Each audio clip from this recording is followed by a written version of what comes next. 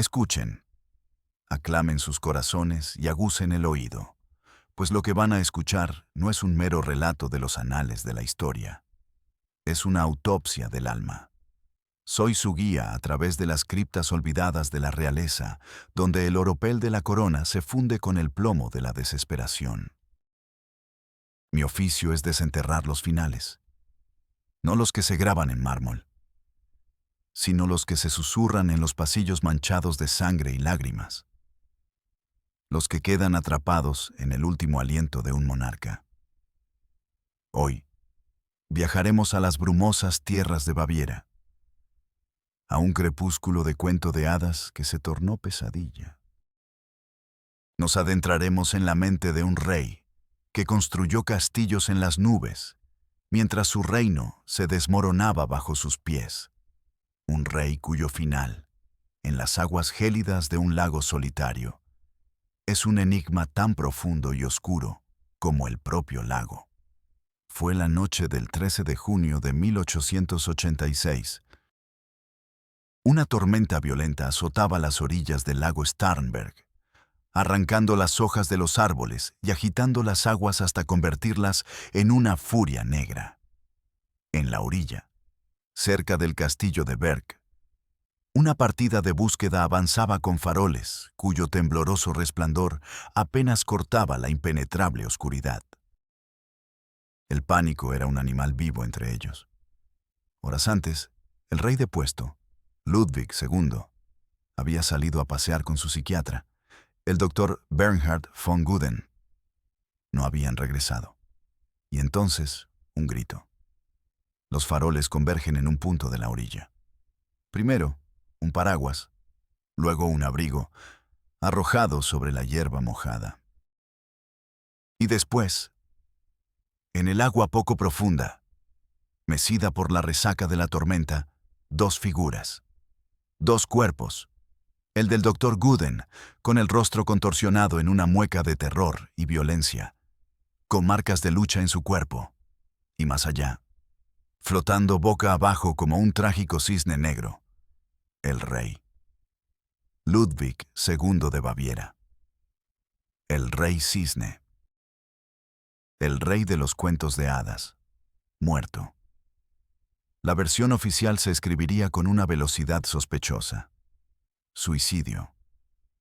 Un rey loco que, en un último acto de demencia, arrastró a su médico a la muerte y luego se ahogó. Una explicación tan limpia como inverosímil. Porque las preguntas, como espectros, comenzaron a surgir de las profundidades esa misma noche. ¿Por qué un hombre que se suicida ahogándose no tiene agua en los pulmones, como afirmaron algunos testigos de la autopsia? ¿Por qué el cuerpo del reputado psiquiatra presentaba signos de haber sido estrangulado y golpeado con una ferocidad brutal? ¿Por qué los pescadores locales juraron haber oído disparos en la quietud que precedió a la tormenta? ¿Y por qué el gobierno bávaro se apresuró tanto a cerrar el caso, a sellar los labios y a sepultar no solo a un rey, sino la verdad junto a él? No estamos aquí para aceptar la historia oficial. Estamos aquí para exhumarla. Para examinar cada herida, cada mentira, cada secreto. Porque la muerte de Ludwig II no fue el final de un cuento de hadas. Fue el prólogo de un misterio que perdura hasta nuestros días. Un misterio que nos obliga a preguntar: ¿se quitó la vida un lunático atormentado? ¿O fue silenciado un hombre que sabía demasiado? Acompáñenme. Las aguas del lago Starnberg aún guardan sus secretos. Y esta noche intentaremos que hablen. Para comprender la oscuridad del final, debemos primero caminar por los salones iluminados, aunque fríos, de su comienzo. Ludwig Friedrich Wilhelm nació el 25 de agosto de 1845, en la opulencia rococó del Palacio de Nymphenburg. Su nacimiento mismo parecía una pieza de un guión romántico. Nació en el día del santo patrón de su abuelo, el rey Ludwig I. y también en el día de San Luis IX de Francia, el monarca canonizado que se convertiría en uno de los grandes ídolos de su vida, un símbolo del poder divino y absoluto que él anhelaba. La sangre que corría por sus venas era la de los Wittelsbach, una dinastía tan antigua y gloriosa como extrañamente propensa a la excentricidad, a la melancolía y, en ocasiones, a la locura manifiesta. Esta herencia era una sombra que se cernía sobre su cuna, un presagio genético que sus enemigos, en el futuro, explotarían con una crueldad metódica. Su padre, el rey Maximiliano II de Baviera, era un hombre estudioso, pedante y distante, más un profesor con corona que un padre afectuoso. Su madre, María de Prusia, era una mujer hermosa pero rígida, cuya devoción por el montañismo superaba con creces cualquier muestra de ternura hacia sus hijos. Ludwig y su hermano menor, Otto, quien trágicamente sucumbiría a una enfermedad mental innegable y pasaría décadas encerrado, crecieron en un ambiente de estricta disciplina y soledad emocional. Se les controlaba cada hora, cada lección, cada bocado. El amor era un protocolo, no un sentimiento. Esta infancia gélida se convirtió en el terreno fértil para una imaginación desbordante. Privado de afecto real, Ludwig lo buscó en los mundos de la fantasía. Se sumergió en la literatura alemana, en las sagas medievales de caballeros, doncellas y dragones. Leía a Schiller hasta memorizar pasajes enteros, soñando con héroes de una nobleza y un honor que no encontraba en la pragmática corte de Múnich. Pero la llave que abrió la puerta secreta de su alma, la que desataría tanto su genio creativo como su ruina, fue la música de un hombre, Richard Wagner. A los 15 años, asistió a una representación de la ópera Lohengrin. La experiencia no fue un mero disfrute estético. Fue una epifanía, una conversión religiosa. En la figura del Caballero del Cisne, el ser de otro mundo que llega para salvar a la doncella Elsa, pero debe partir cuando ella pregunta su identidad, Ludwig se vio a sí mismo. Un alma solitaria, incomprendida, destinada a la grandeza pero atada a un mundo que no podía ni quería entenderlo. Desde ese momento, Wagner no fue solo un compositor, se convirtió en su profeta, y su música en el evangelio de un nuevo mundo de belleza y mito que Ludwig juró hacer realidad. El destino, con su ironía afilada, no le hizo esperar. En marzo de 1864, con tan solo 18 años, su padre murió repentinamente. De un día para otro, el príncipe soñador fue arrancado de sus libros y arrojado al trono de Baviera. Era increíblemente apuesto, con una altura de casi 1,95 m, ojos oscuros y profundos, y una presencia que parecía sacada de las leyendas que tanto amaba. El pueblo bávaro, cansado del reinado seco y académico de Maximiliano, se enamoró al instante de su joven y poético rey. Lo aclamaban como Unser Märchenkönig, nuestro rey de cuento de hadas. Pero tras el esplendor de la coronación, las grietas ya eran visibles para quienes sabían dónde mirar. Una de sus primeras órdenes como rey no fue reunirse con su consejo de ministros para discutir el presupuesto o la política exterior prusiana. Fue enviar a un emisario con una misión de vital importancia: encontrar a Richard Wagner, saldar todas sus deudas y traerlo a Múnich. Para Ludwig, el arte no era un adorno del poder, era su misma esencia. Y la política, con sus compromisos y vulgaridades, era una intrusión molesta en su verdadera vocación: ser el mecenas de la belleza absoluta. Este fue el primer indicio de un cisma que definiría su reinado: la colisión entre el mundo ideal que habitaba en su mente y el mundo real que estaba obligado a gobernar. El joven rey, en su idealismo, creía que podría fusionarlos, que podría gobernar como un Lohengrin, infundiendo a la política la pureza del arte. No podía saber, en la embriaguez de su ascenso, que el mundo real no se doblega a los sueños. Al contrario, los devora. Y la pregunta que se cernía sobre el trono, incluso entonces, no era si reinaría, sino cuánto tiempo podría mantener a raya la prosaica realidad antes de que ésta se abalanzara sobre él y lo destruyera. La espiral descendente de Ludwig II no fue una caída abrupta, sino un lento y tortuoso desenrollarse de múltiples hilos que se tensaron hasta estrangularlo.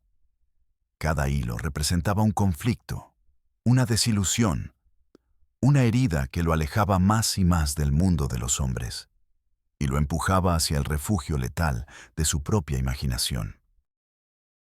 El primer y más grueso de estos hilos fue, sin duda, Richard Wagner. La llegada del compositor a Múnich fue el cumplimiento de un sueño, pero también el comienzo de una pesadilla política. Ludwig lo instaló en un palacio, le otorgó un estipendio principesco y se entregó a una relación de una intensidad casi febril. Pasaban horas juntos, discutiendo sobre filosofía, mitología y los planes para un nuevo y grandioso teatro de ópera que se construiría en Múnich para representar las obras del maestro. Para Ludwig, era una comunión de almas. Para Wagner, un genio indiscutible pero también un hombre vanidoso, egoísta, antisemita y maestro de la manipulación, era el billete de lotería definitivo. El compositor no tardó en abusar de la devoción del joven rey. Se inmiscuía en la política. Escribía artículos arrogantes en la prensa y trataba a los ministros del gobierno con un desdén insultante. El escándalo creció como una marea. El pueblo, que al principio había vitoreado a su rey, ahora murmuraba contra el parásito sajón que estaba vaciando las arcas del Estado y envenenando la mente de su soberano. Los ministros, liderados por el pragmático Ludwig von der Pfordten, plantearon un ultimátum. O Wagner se iba, o ellos dimitían en bloque.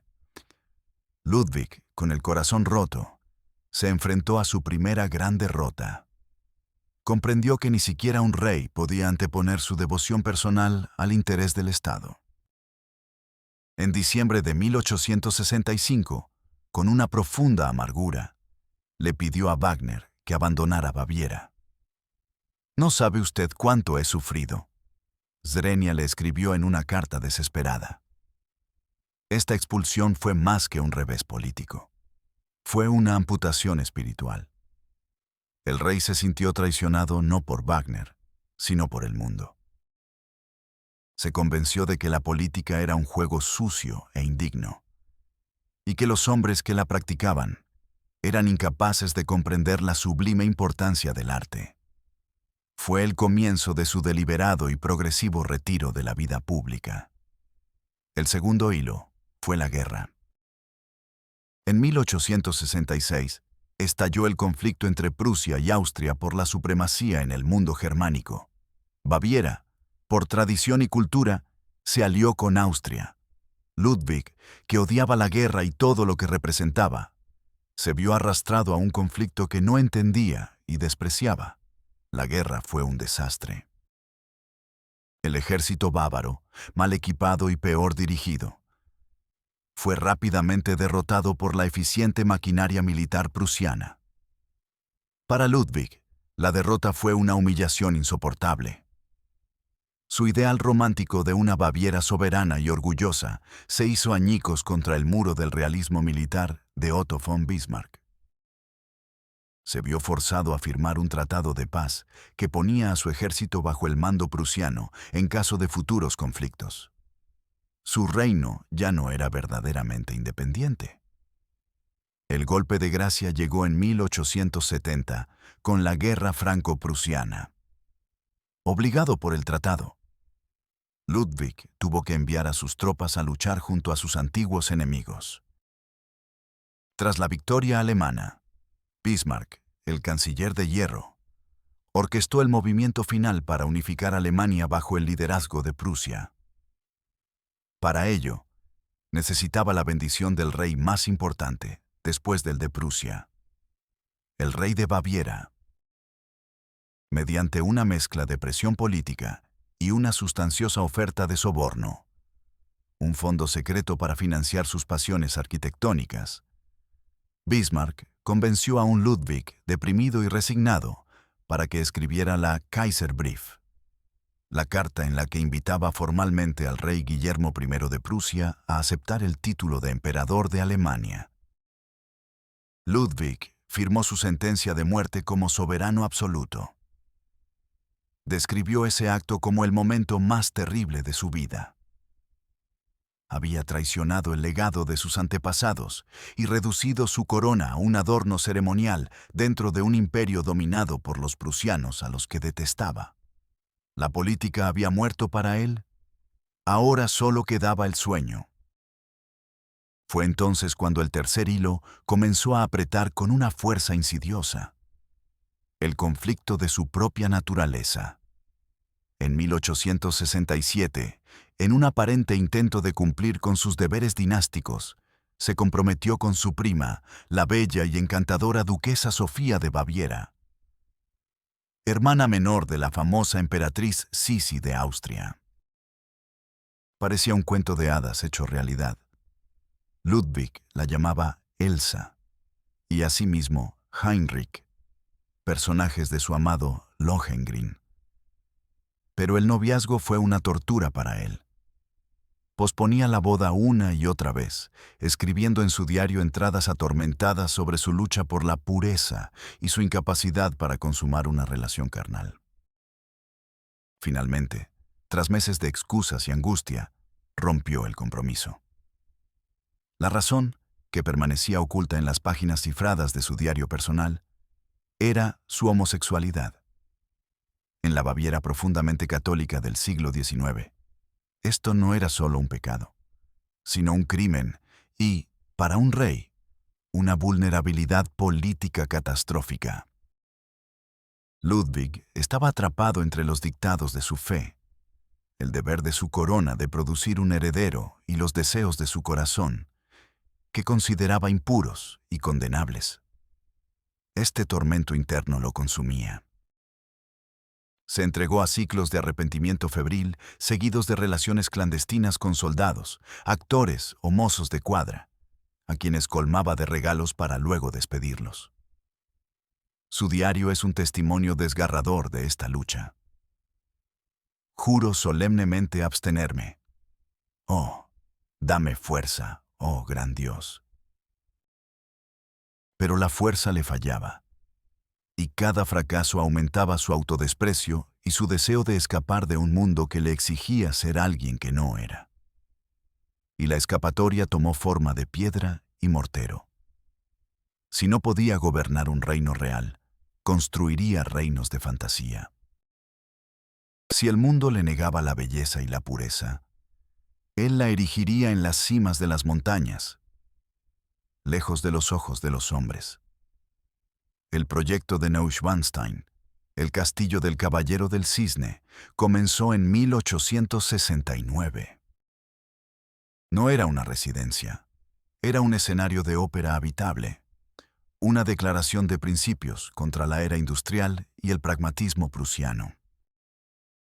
Luego vendría Linderhof, una villa rococó exquisita, un santuario dedicado al absolutismo francés, con su gruta de Venus, una cueva artificial donde se hacía representar escenas de Tannhäuser en un bote con forma de concha. Y finalmente, el más grandioso y desquiciado de todos, Herrenchiemsee, una réplica exacta del Palacio de Versalles, construida en una isla en medio de un lago, un monumento a su ídolo, Luis el XIV, el Rey Sol. Un palacio con cientos de habitaciones, en el que pretendía vivir completamente solo. Estos castillos eran su salvación y su condena. Eran obras de un genio visionario. pero su coste era astronómico. No utilizaba fondos del Estado, sino su fortuna personal y los ingresos de su lista civil. Pero pronto estos se agotaron. Comenzó a acumular deudas colosales, pidiendo préstamos a todas las casas reales de Europa. Sus ministros, aterrorizados, le suplicaban que se detuviera. Pero para Ludwig, detener la construcción era como dejar de respirar. Los castillos eran la única realidad que le importaba. El mundo exterior se desvanecía, reducido a una molesta fuente de facturas y quejas. El rey de cuento de hadas se había encerrado en su propia fábula y no se daba cuenta de que los villanos de la historia, sus propios ministros, estaban afilando los cuchillos, listos para escribir el último y más sangriento capítulo. La sombra del verdugo no cayó de repente sobre Ludwig II. Se fue tejiendo lentamente, día a día, en los pasillos vacíos de sus palacios de ensueño, en las cifras crecientes de sus deudas y en los susurros conspirativos de la corte de Múnich. El deterioro de su conexión con la realidad se aceleró de forma alarmante. Se convirtió en un rey nocturno, un fantasma que dormía de día y vivía de noche. Su mundo se redujo a un ciclo de rituales extraños y solitarios. Ordenaba suntuosas cenas de gala para múltiples comensales, pero los asientos de los invitados eran ocupados por bustos de mármol de Luis el XIV, Louis XV o Madame de Pompadour, con quienes mantenía largas conversaciones en francés. Los sirvientes, aterrados y perplejos, debían servir cada plato frente a las estatuas silenciosas como si fueran invitados de carne y hueso. En las noches de invierno, cuando la nieve cubría los Alpes bávaros, se embarcaba en legendarios paseos en trineo. No eran simples paseos, eran producciones teatrales. Trineos dorados de estilo rococó, tirados por caballos impecablemente blancos, con lacayos y postillones vestidos con libreas del siglo XVIII.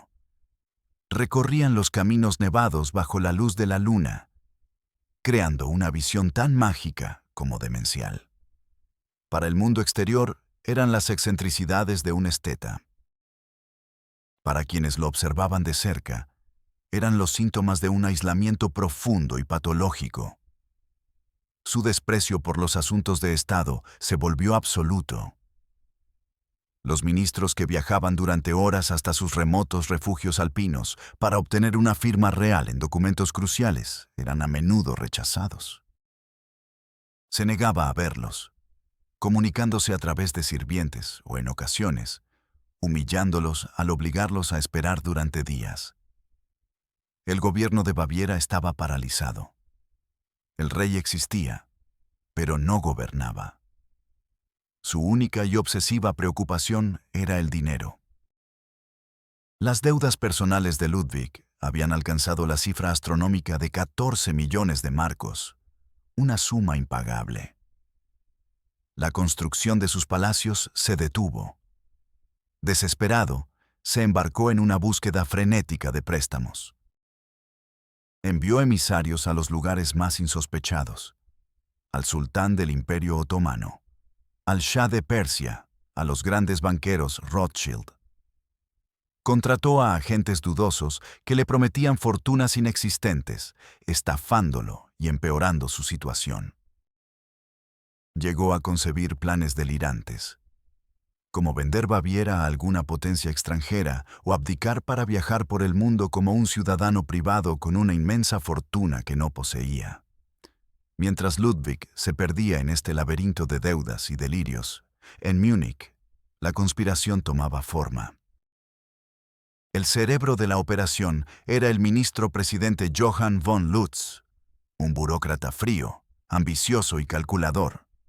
Lutz veía en el comportamiento del rey no solo una amenaza para la estabilidad financiera de Baviera, sino también una oportunidad de oro para consolidar su propio poder. Su principal aliado fue el tío de Ludwig, el príncipe Luitpold, un hombre de 65 años, respetado y conservador, que se convenció, o fue convencido, de que actuar era su deber dinástico para salvar a la casa Wittelsbach de la ruina y el ridículo. El plan era diabólico en su simplicidad. No podían deponer al rey por sus deudas o su negligencia, ya que la Constitución no lo permitía. Pero sí podían incapacitarlo por razones médicas. Necesitaban declarar al rey loco. La tarea de fabricar el veredicto fue encomendada al más reputado psiquiatra de Alemania, el doctor Bernhard von Guden. Guden, director del manicomio de Múnich, era un hombre de ciencia, un pionero en el estudio de la anatomía cerebral. Pero también era un hombre del establishment, leal al gobierno que le pagaba. El doctor se puso a trabajar en lo que se conocería como el Gutachten, el informe psiquiátrico. El problema era que Guden nunca había conocido, hablado o examinado a Ludwig. Su informe se basó exclusivamente en pruebas de segunda y tercera mano. Rumores de la corte, informes de espías pagados por el gobierno y, sobre todo, testimonios de sirvientes despedidos o descontentos. Recopilaron una lista de síntomas. Su timidez, su vida nocturna, sus proyectos de construcción, sus rabietas cuando se le contradecía, su desconfianza hacia los extraños, sus conversaciones solitarias. Cada excentricidad, cada rasgo de su personalidad atormentada, fue retorcido y catalogado como una prueba de enfermedad mental. Sus lecturas de poesía romántica se convirtieron en prueba de una mente afeminada. Su pasión por la arquitectura en edificomanía. Su aislamiento en una prueba irrefutable de paranoia. El informe, un documento de varias páginas lleno de jerga médica y conclusiones predeterminadas, diagnosticaba al rey con un caso avanzado e incurable de paranoia, declarándolo incapaz de gobernar. Era una sentencia de muerte civil, un golpe de estado médico. Con el informe en la mano, Lutz y Luitpold tenían el arma que necesitaban. El 8 de junio de 1886, el Consejo de Ministros firmó el documento que declaraba la incapacidad del rey. Al día siguiente, el príncipe Luitpold asumió la regencia. El reloj para Ludwig II había comenzado su cuenta atrás final. La noticia de su deposición se extendió como la pólvora. Pero el rey, en su remoto castillo de Neuschwanstein, ignoraba que la trampa estaba a punto de cerrarse. La sombra del verdugo ya no era una metáfora.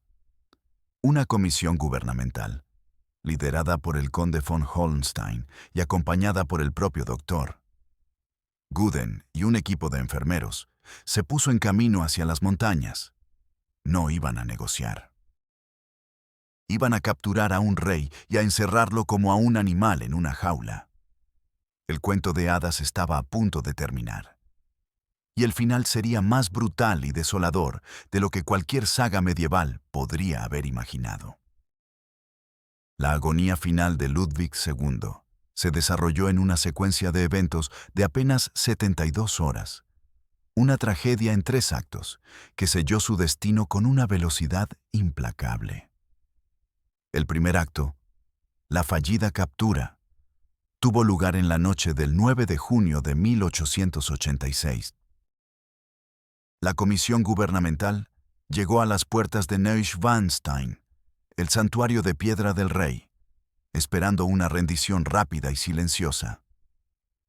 Subestimaron el carisma que aún ejercía sobre su pueblo. Al enterarse de la llegada de los hombres de Múnich, los campesinos locales, leales a su rey, se armaron con horcas, hachas y viejos fusiles. Una baronesa leal, Spera von Truxes, irrumpió en el castillo y alertó a un Ludwig incrédulo. Por un breve y último momento, el rey reaccionó con la furia de sus antepasados. Ordenó a su gendarmería local arrestar a los miembros de la comisión quienes, superados en número y acobardados por la multitud enfurecida, fueron encerrados ignominiosamente en las dependencias del castillo. Fue una victoria pírrica. Ludwig, en lugar de aprovechar este impulso para huir a Austria o apelar directamente al pueblo, vaciló. Pasó las siguientes horas dictando telegramas furiosos a Bismarck y a otros monarcas, pero sus mensajes eran incoherentes. Divagaban sobre la traición y la injusticia. No tomó ninguna medida práctica. Su energía se disipó en la rabia y la indecisión. Mientras tanto, en Múnich, el gobierno de Lutz se reagrupó. No cometerían el mismo error. El segundo intento sería abrumador y definitivo. En la madrugada del 12 de junio, una segunda comisión, mucho más grande y escoltada por un destacamento de la policía estatal, llegó a Neuschwanstein. Esta vez, la estrategia fue la traición desde dentro. Los sirvientes de mayor confianza del rey, incluido su mayordomo, intimidados o sobornados, abrieron las puertas. Irrumpieron en los aposentos reales y encontraron a Ludwig en su dormitorio. El relato de ese momento es desolador. El rey, un gigante de casi 2 metros, fue reducido por los enfermeros. Se dice que preguntó, con una mezcla de arrogancia y pánico, ¿cómo se atreven a ponerle las manos encima a su rey? La respuesta fue el silencio y la fuerza bruta. Lo declararon prisionero, lo subieron a un carruaje cerrado y al amparo de la oscuridad, comenzó el viaje hacia su destino final. El castillo de Berg, a orillas del lago Starnberg. Berg no era un palacio, era una prisión preparada para él. Las ventanas de sus aposentos habían sido enrejadas, las puertas, modificadas para que solo se pudieran abrir desde fuera. Fue despojado de cualquier objeto con el que pudiera hacerse daño. Su carcelero era su juez, el doctor Bernhard von Guden, el hombre que lo había declarado loco sin haberlo visto jamás. El 13 de junio fue el último día de vida de Ludwig II. Amaneció un día gris y lluvioso. El rey, según los informes de sus cuidadores, estaba sorprendentemente tranquilo, casi resignado. Desayunó con Guden, quien lo sometió a un interrogatorio que pretendía ser un examen psiquiátrico. Ludwig respondió con lucidez y desdén.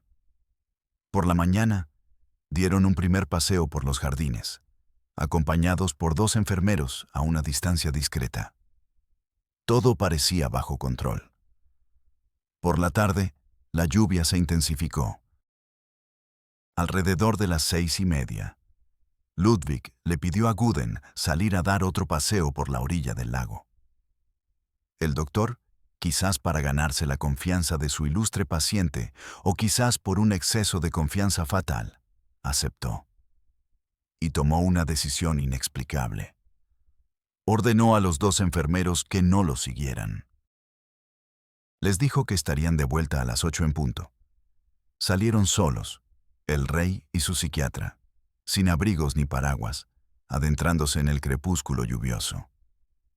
El reloj en el castillo marcó las 8. Luego, las 8:30. Luego, las 9. No había rastro de ellos. La alarma cundió en el castillo. El personal, presa del pánico, organizó una partida de búsqueda. Con faroles y antorchas, peinaron la orilla del lago mientras una tormenta eléctrica comenzaba a desatarse, añadiendo un telón de fondo wagneriano a la tragedia inminente. La búsqueda en la oscuridad fue angustiosa. Finalmente, un miembro del grupo tropezó con algo en la hierba empapada, el abrigo y la chaqueta del rey, y cerca de allí, su paraguas. El terror se intensificó.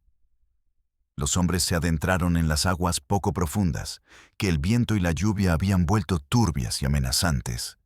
Y entonces, el primer hallazgo macabro. A las 10:30 de la noche, encontraron el cuerpo del doctor. Gooden flotaba en el agua, que apenas le llegaba a la cintura. Su rostro estaba arañado, su sombrero había desaparecido y presentaba claros signos de una lucha violenta. Informes posteriores, rápidamente suprimidos, hablarían de marcas en su cuello compatibles con un intento de estrangulamiento y de un fuerte golpe en la cabeza. No se había ahogado. Había sido asesinado. La búsqueda continuó, desesperada. Finalmente, a las 11:30, a unos metros de distancia del cuerpo de Gooden, en aguas un poco más profundas, pero aún lejos de ser letales para un hombre de su estatura, encontraron al rey. Ludwig, el segundo, flotaba boca abajo, su largo cabello oscuro ondulando en el agua. Su reloj de bolsillo se había detenido a las 6:54 de la tarde. La escena era un caos de preguntas sin respuesta. La versión oficial se construyó en horas. En un ataque de locura, Ludwig intentó escapar ahogándose. Gooden trató de detenerlo, y el rey, en su furia demencial, lo mató antes de quitarse la vida. Pero esta narrativa se desmorona ante el escrutinio forense. ¿Cómo es posible que Ludwig, un nadador competente, se ahogara en aguas tan poco profundas? El informe de la autopsia, realizado apresuradamente al día siguiente, declaró suicidio por ahogamiento. Pero varios de los presentes, incluido el médico personal de la familia real, el doctor Müller, afirmaron en privado que no se encontró ni una gota de agua en los pulmones del rey. Si no se ahogó, ¿cómo murió? ¿Un ataque al corazón por el shock del agua fría? ¿Un derrame cerebral? ¿O algo mucho más siniestro? Surgieron teorías alternativas casi de inmediato, susurradas por aquellos que se atrevían a desafiar la versión del gobierno. Una de ellas sostiene que el paseo fue una fuga planeada.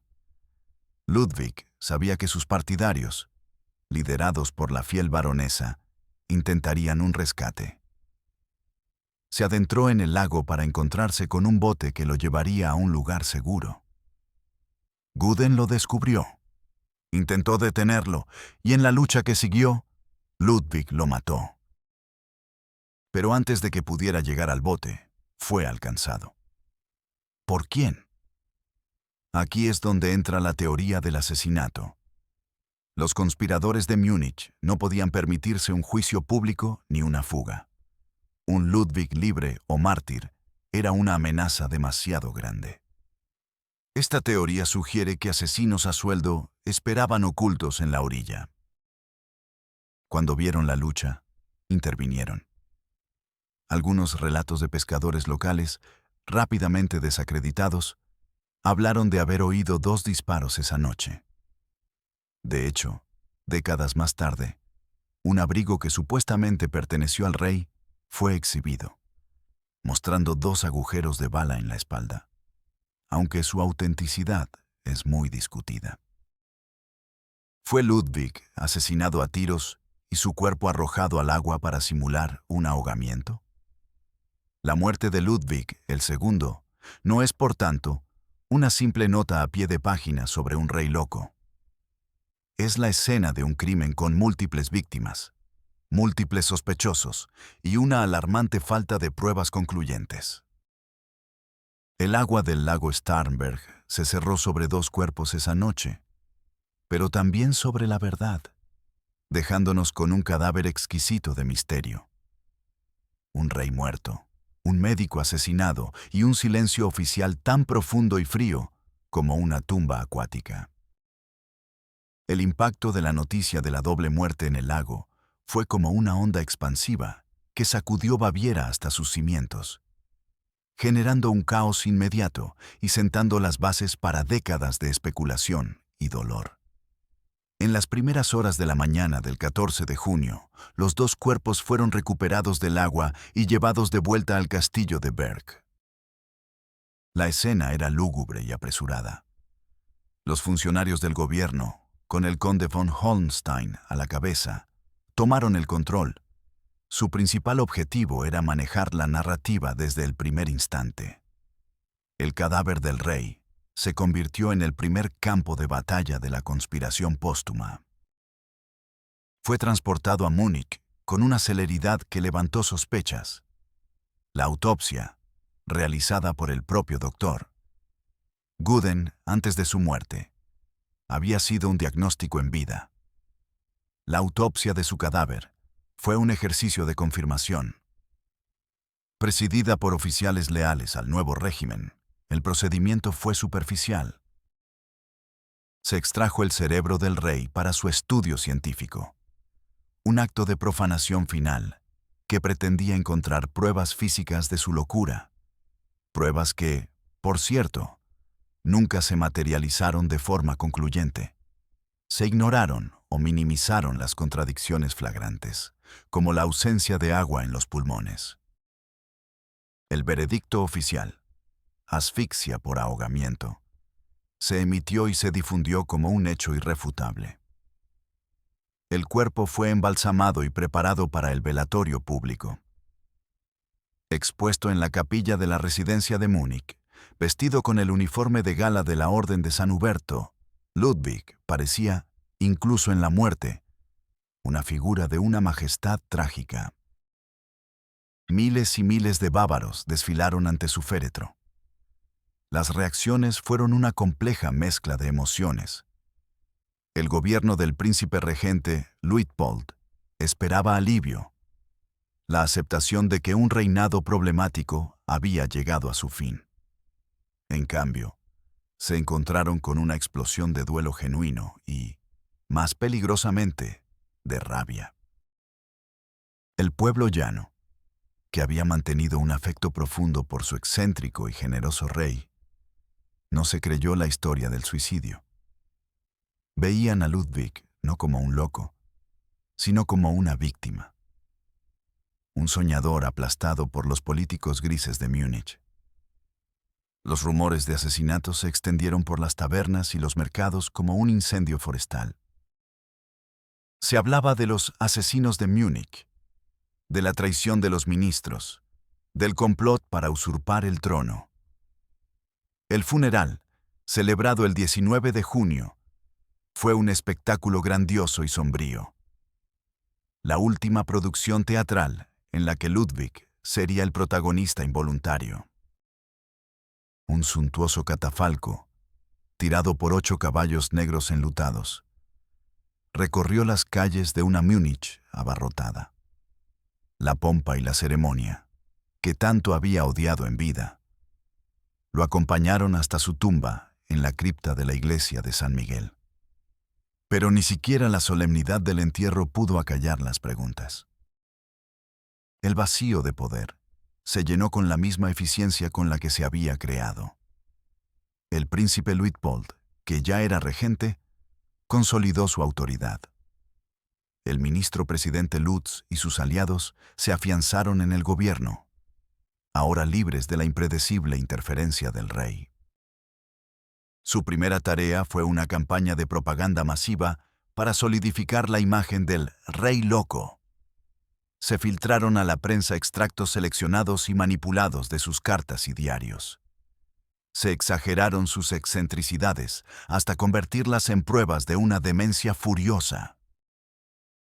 Cualquier persona que se atreviera a sugerir una versión alternativa de los hechos era silenciada, desacreditada o amenazada. El objetivo era claro: justificar retroactivamente el golpe de Estado.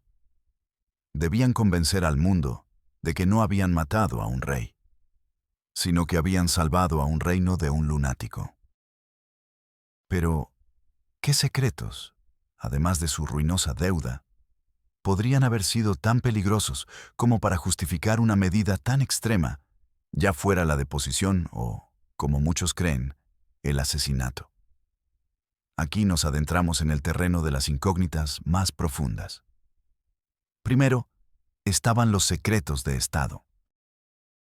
Ludwig, a pesar de su desdén por la política, mantenía correspondencia con otros líderes europeos. Había hecho promesas, revelado debilidades o expresado opiniones que, de salir a la luz, podrían haber comprometido la delicada posición de Baviera dentro del Imperio alemán. Bismarck, en particular, habría tenido un gran interés en controlar cualquier documento que pudiera usar como palanca. La teoría del soborno por la Kaiserbrief era un secreto a voces, y su revelación documentada habría sido un escándalo mayúsculo. Segundo, y quizás más potente, era el secreto de su vida personal. Su homosexualidad era un arma cargada en manos de sus enemigos. En una era de moralidad victoriana y en un estado profundamente católico, la revelación de la inclinación antinatural del rey habría sido devastadora para el prestigio de la monarquía. Podría haber sido utilizada para chantajearlo indefinidamente o, si se hacía pública, para destruir la legitimidad de la dinastía Wittelsbach.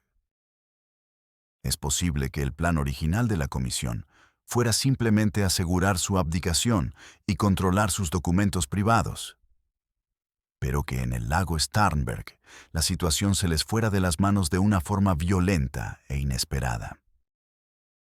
La muerte de Gudden, ya fuera a manos de un Ludwig desesperado o de terceros, habría convertido una operación de contención en un crimen que debía ser encubierto a toda costa. El cadáver del rey, por tanto, no fue solo el de un hombre, sino el de un problema. Su entierro fue el entierro de una crisis de Estado. El caos inmediato de su muerte dio paso a un orden impuesto, un silencio forzado. Pero bajo la superficie de la regencia tranquila y conservadora de Luitpold, las aguas del misterio continuaron arremolinándose, alimentadas por los testimonios suprimidos, los informes contradictorios y la pregunta persistente que se negaba a morir. ¿Qué ocurrió realmente en esa orilla oscura y solitaria? El silencio del gobierno fue la respuesta más ruidosa de todas, un indicio de que había algo terrible que ocultar. Los ecos de esa noche tormentosa en el lago Starnberg resuenan hasta el día de hoy, conformando un legado tan paradójico y complejo como el propio rey. La muerte de Ludwig II no fue simplemente el fin de un reinado. Fue el cierre de una era para Baviera y la consagración de un mito imperecedero. A corto plazo, su desaparición logró exactamente lo que los conspiradores deseaban. La regencia del príncipe Luitpold, que se prolongaría durante un cuarto de siglo, fue un periodo de estabilidad política, conservadurismo y una progresiva integración de Baviera en el Imperio alemán. La era del romanticismo bávaro, con sus sueños de soberanía artística y cultural, murió con Ludwig. El pragmatismo prusiano había ganado.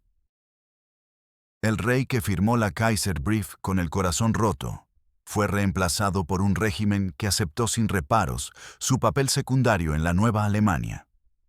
La independencia del alma bávara, que Ludwig había defendido a su manera excéntrica y quijotesca, fue finalmente domesticada. Pero la historia tiene una forma irónica de conceder la victoria final. El legado más duradero de Ludwig no se encuentra en los anales de la política, sino en la piedra y el paisaje de su amada tierra. Sus castillos, las locuras que lo llevaron a la bancarrota y a la deposición, se convirtieron en su triunfo póstumo. Poco después de su muerte, el gobierno, ávido de recuperar los costos, decidió abrir estas residencias privadas al público. El resultado fue asombroso. Miles de personas acudieron en masa para vislumbrar los mundos de fantasía que el rey había creado. Neuschwanstein, el castillo que nunca llegó a haber terminado, se transformó en el arquetipo universal del castillo de cuento de hadas. Un icono global que ha sido imitado y soñado por millones, inmortalizado por Walt Disney y convertido en el símbolo de un romanticismo idealizado.